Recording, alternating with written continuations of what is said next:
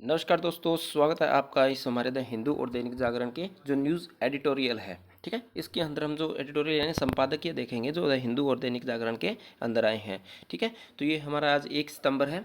ठीक है, तो इसका ये हमारा जो न्यूज़ एडिटोरियल है, जो न्यूज़ होगी वह हम शाम के वीडियो में देखें, जो एमसीक्यूज बेस पर हम देखते हैं। ठीक है, तो अगर आप चैनल पर नए हैं तो चैनल को सब्सक्राइब कर लीजिए। पहला जो हमारा जो आर्टिकल है वह संबंधित है हमारे इसमें लिखा भी आर्थिक पर भारी पड़ती रेवड़ियां संस्कृति। यानी जो पिछले कुछ समय से सुप्रीम कोर्ट में जो चुनावी रेवड़ियों का जो मुद्दा गरमाया हुआ है उसके बारे में कहा गया है भी जो आर्थिक जो रेवड़ियां हैं वह कहीं ना कहीं जो हमारी अर्थव्यवस्था उस पर नकारात्मक प्रभाव डालती है। ठीक है, इसके अंदर कहा गया है भी संवैधानिक प्रावधानों के अनुसार हम देखें तो लोक कल्याणकारी राज्य की स्थापना के लिए केंद्र और राज्य सरकारें कई लोकप्रिय या लोक कार्यक्रम चला सकती है। यानी जो लोगों की भलाई के लिए कुछ कार्यक्रम चला सकती है। ठीक है, जैसे हम देखते हैं जैसे सार्वजनिक वितरण प्रणाली है। ठीक है, जिसको हम पीडीएस बोलते हैं। इसके माध्यम से हम निर्धन जो लोग होते हैं उनको गरिमापूर्ण जीवन जीने का अवसर मिलता है। ठीक है, यानी उन लोगों को हम क्या करते हैं भी मुफ्त के अंदर खाना उपलब्ध करवाते हैं। इसके अलावा जो रोजगार के लिए हम जो मनरेगा जैसी योजना चला रखी हैं वह भी कहीं ना कहीं क्या है भी जो हमारे लोगों को एक गारंटी है लोगों को, यानी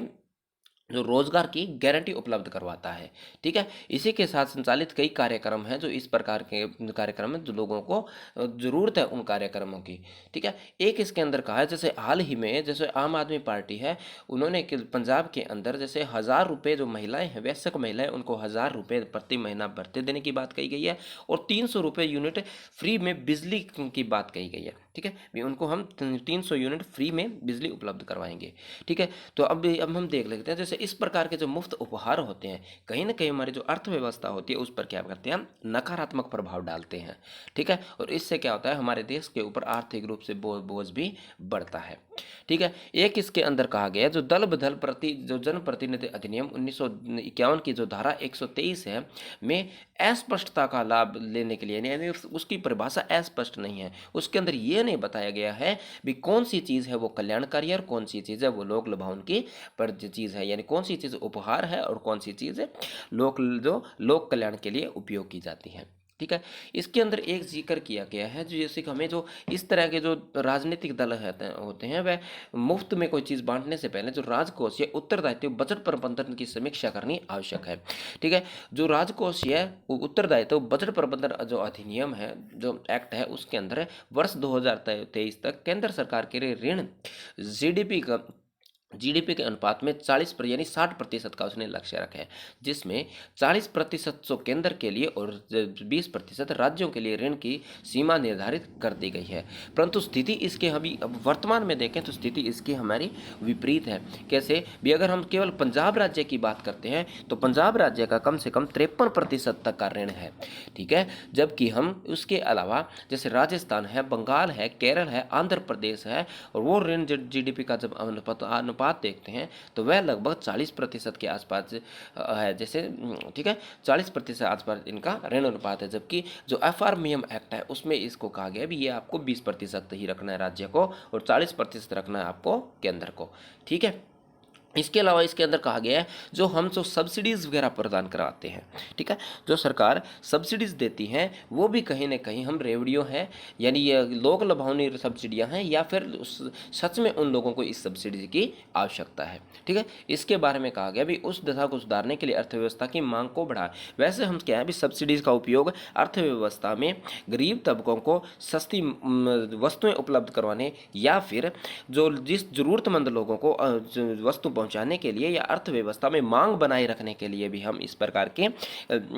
जो सब्सिडीज देते हैं। क्योंकि अगर कोई वस्तु की मांग नहीं, यानी कीमत बहुत अधिक है तो उसकी मांग नहीं होगी। जैसे हम एग्जांपल लेते हैं, अभी हम देखते हैं भी जैसे जो डीएपी यूरिया का जो यूरिया है वह जो हम निर्यात या आयात करते हैं तो वह लगभग हमें 2600 यानी 2200-2300 के आसपास पड़ता है, मगर सरकार उस पर 2,000 रुपये की सब्सिडीज देकर जो किसान होते हैं उनको वह लगभग 260 से 200 यानी 300 रुपये के आसपास उपलब्ध करवाती है। ठीक है, मगर यही सब्सिडीज अगर सरकार न दे तो वह कितना हो जाएगा, यानी जो सरकार इनको 2600 के आसपास खरीदना पड़ेगा। तो इससे क्या होगा भी जो यूरिया की जो मांग है वह दिन दिन कम होती जाएगी और जो हमारी फसल है उस पर नकारात्मक प्रभाव पड़ेगा। ठीक है, इसी प्रकार कहा गया भाई जो सब्सिडी का जो हम उपयोग करते हैं वह कहीं ना कहीं अर्थव्यवस्था में मांग को बनाने के लिए करते हैं। ठीक है,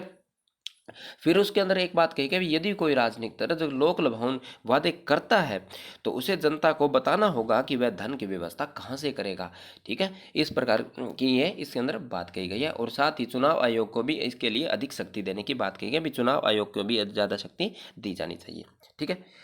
ये दे रखा है अभी जो राजकोषीय जो बजट प्रबंधन है, जिसको हम बोलते हैं राजकोषीय जवाबदेहिता बजट प्रबंधन या एफआरबीएम एक्ट को वर्ष 2013 में 2003 में तैयार किया गया और जुलाई 2004 में इसको प्रावधान किया गया। ये क्या है, ये सार्वजनिक कोष यानी जो हमारे जो राजकोषीय जो हमारे कोष होते हैं, जो सरकार के जो यानी बजट खाता होता है, वह अन्य प्रमुख आर्थिक कारकों पर नजर रखते हुए बजट प्रबंधन में महत्वपूर्ण भूमिका निभाता है। ठीक है, एफआरबीएम के माध्यम से देश राजकोषीय घाटे को नियंत्रण डालने की कोशिश की गई है। और इस जिसमें वर्ष 1957 से 1997 से 1958 में भारी वृद्धि हुई थी। केंद्र सरकार ने राजकोषीय उत्तरदायित्व में बजट प्रबंधन कानून के नए सिरे से समीक्षा करने और कार्यकुशलता के लिए एनके समिति का गठन किया गया था। तो एनके समिति ने सिफारिशें क्या दी थी वो भी देख लेते हैं हम। जो एनके समिति थी उसने कहा था भी, जो हमने देखा था जो एनके समिति ने सिफारिश दी थी, जो सरकार का जो जीडीपी का जो ऋण है वह सरकार का 60% होना चाहिए, जिसमें 40% केंद्र का होना चाहिए और 20% किसका, हमारा राज्य सरकार का होना चाहिए। राज्य सरकार यानी जो सभी राज्य मिलकर सामूहिक कर्ज, ठीक है, जित सारी राज्य सरकारें उनका सबका मिलाकर 20% होना चाहिए। ठीक है,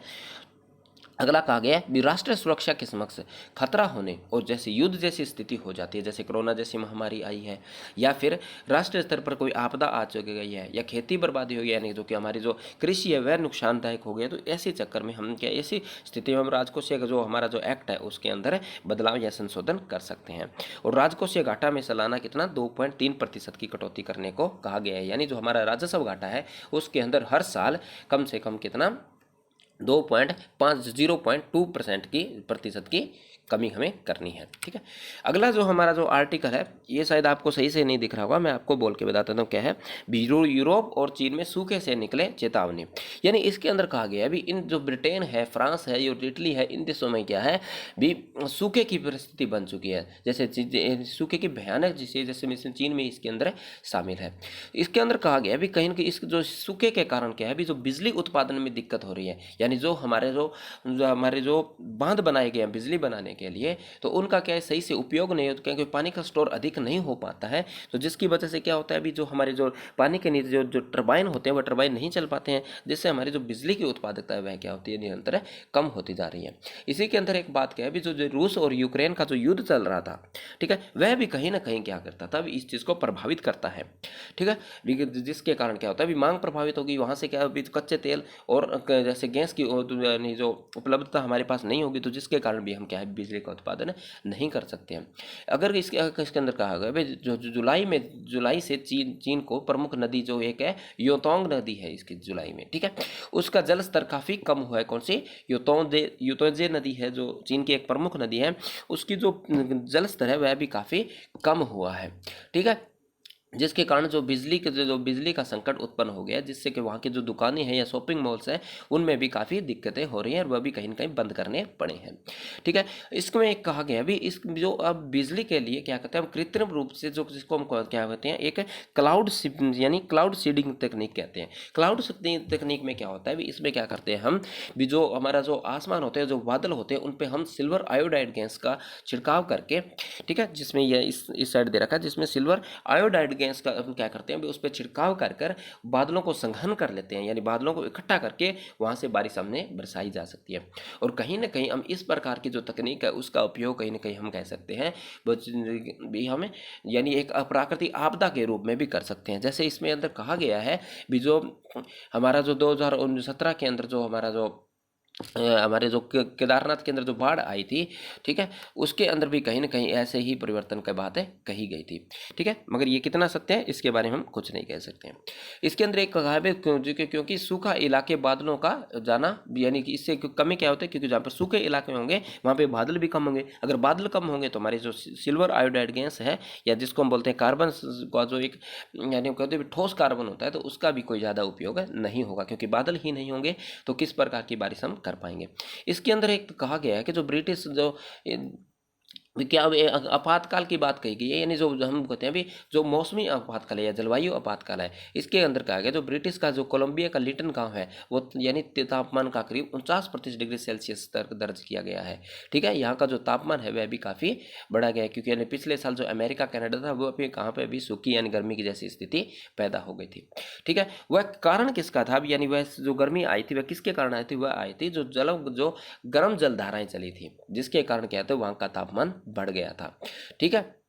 और इसके अंदर कहा गया है भी 3 साल ये पहले यानी जो 2019 में अंतर्राष्ट्रीय जर्नल बायोसाइंस ने भारत समेत दुनिया में 153 देश, कितने 153 देश में से 11,000 से अधिक 11,000 से अधिक वैज्ञानिकों के बीच शोध करवाया गया था, जिस शोध में कहा क्या गया था भी पिछले 40 वर्षों में दुनिया में जो ग्रीन हाउस गैस है, यानी जो हमारी जो जलवायु परिवर्तन से संबंधित जो हमारी कार्बन डाइऑक्साइड है, कार्बन मोनोऑक्साइड है, मीथेन है, जो आदि गैस है, जो वो गैस है अबाध्य रूप से उत्सर्जन, यानी इसका जो यानी उत्सर्जन होता ही जा रहा है, जिसकी वजह से क्या हो रहा है भी आबादी बढ़ने के साथ साथ पृथ्वी के संसाधनों पर भी अति दोहन हुआ है, यानी जो पृथ्वी के जो संसाधन है उनका भी अधिक ज़्यादा दोहन किया गया है, जिससे क्या है ग्लोबल वार्मिंग की जो समस्या है वह बहुत ज़्यादा बढ़ गई है और हमारे जो ग्लेशियर है वह भी बहुत जल्दी से पिघल रहे हैं। ठीक है, इसके अंदर कहा गया जो ब्रिटेन ने क्या किया अभी जो 2019 को उन्होंने एक प्रस्ताव पारित किया था, जिसमें उन्होंने आपातकाल यानी जो जलवायु आपातकाल घोषित किया था। तो जलवायु आपातकाल क्या होता है, इससे संबंधित क्या होता है भी जो वहाँ के लोग हैं वह इस बात पर सहमत होते हैं भी जो जलवायु परिवर्तन के जो प्रभाव है वह चिंता से सहमत है भी किस प्रकार के प्रभाव पड़ रहे हैं, यानी ये जो प्रभाव पड़ रहे हैं वह कहीं ना कहीं जलवायु परिवर्तन से संबंधित ही प्रभाव है। ठीक है,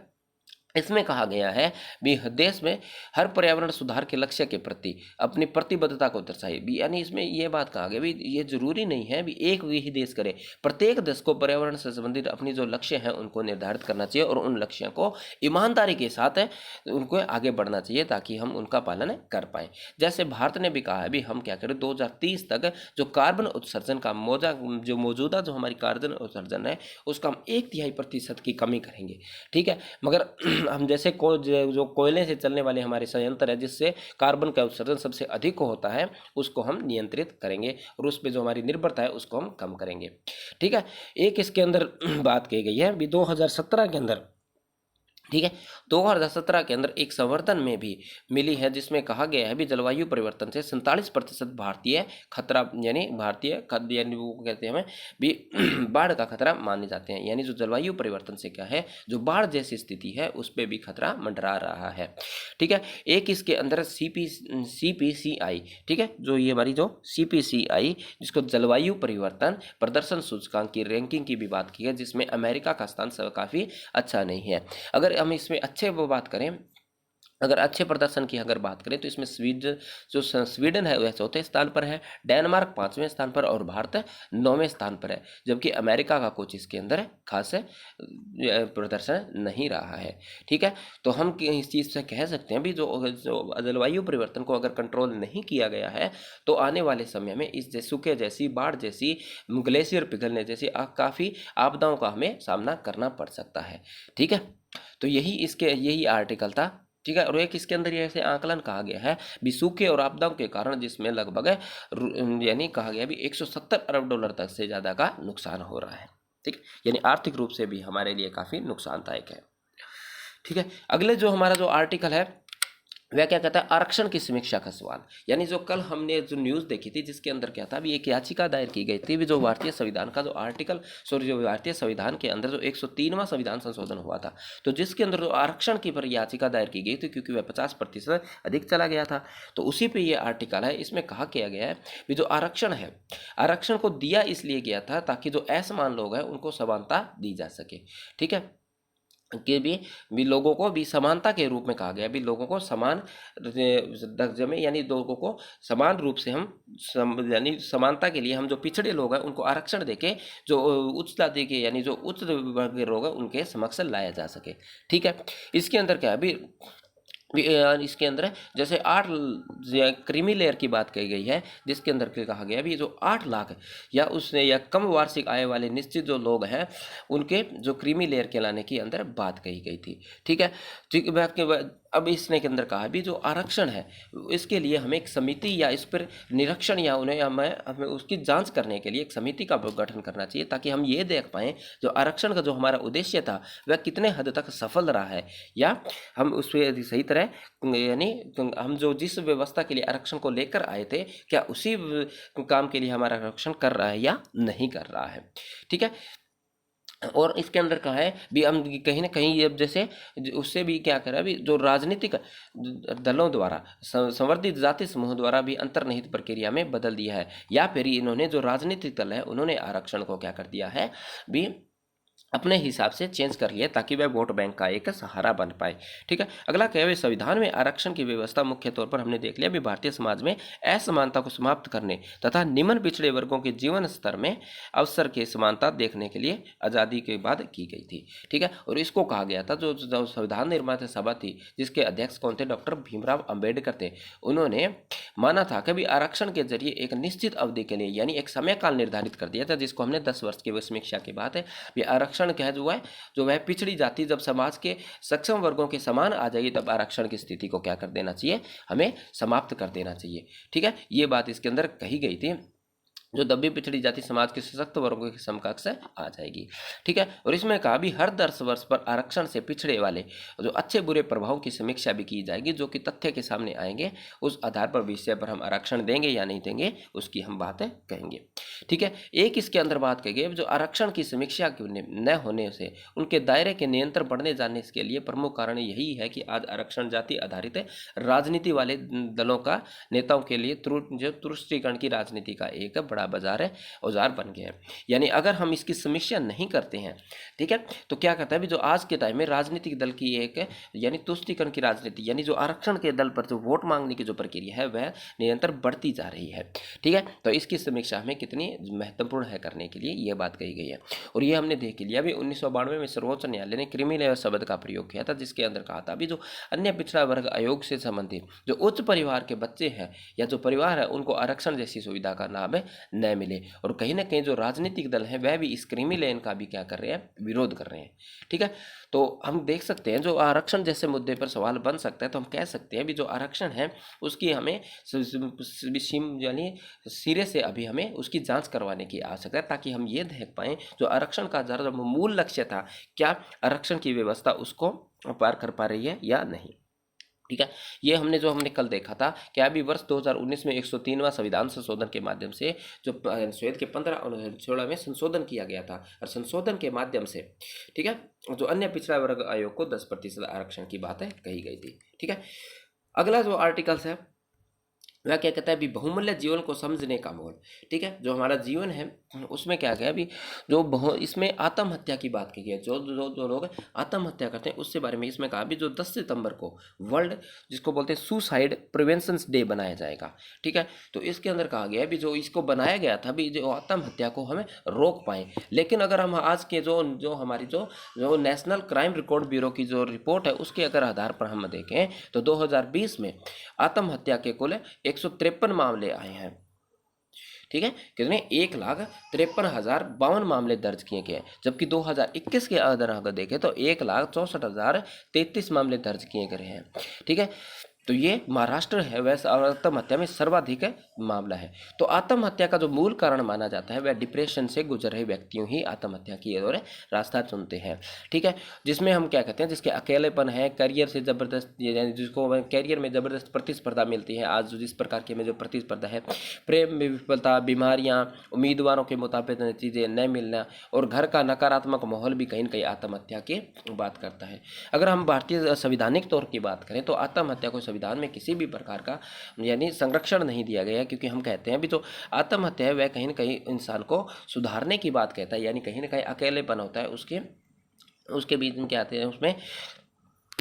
ठीक है मनोवैज्ञानिक प्रभाव के कारण उत्पन्न होती है। इसमें कहा गया है भी जो आत्महत्या को रोकना सरकार की जिम्मेवारी नहीं है, यह हमारे परिवार की ही जिम्मेवारी है, क्योंकि परिवार अगर कोई इंसान ऐसी परिस्थिति के अंदर है तो उसके साथ मिलजुल कर रहे ताकि उनकी जो समस्या है उसका समाधान किया जा सके। ठीक है। तो ये जो द हिंदू के आर्टिकल्स, आज द हिंदू जो पेपर था, न्यूज़पेपर, वह मेरे पास नहीं आया है। तो अगर आपके पास आया तो आप शेयर कर सकते हैं। और ठीक है, तो अगर देख लेंगे शाम वाली वीडियो में अगर न्यूज़पेपर आता है तब तक तो मैं उसमें इसे एडिटोरियल शाम वाली वीडियो में हम डाल देंगे। ठीक है, तो आपकी जो यूपीएससी की जर्नी हो वह सुखद हो। और अगर आप चैनल पर नए हैं तो चैनल को सब्सक्राइब कर लीजिए। ठीक है, तो मिलते हैं नेक्स्ट वीडियो में।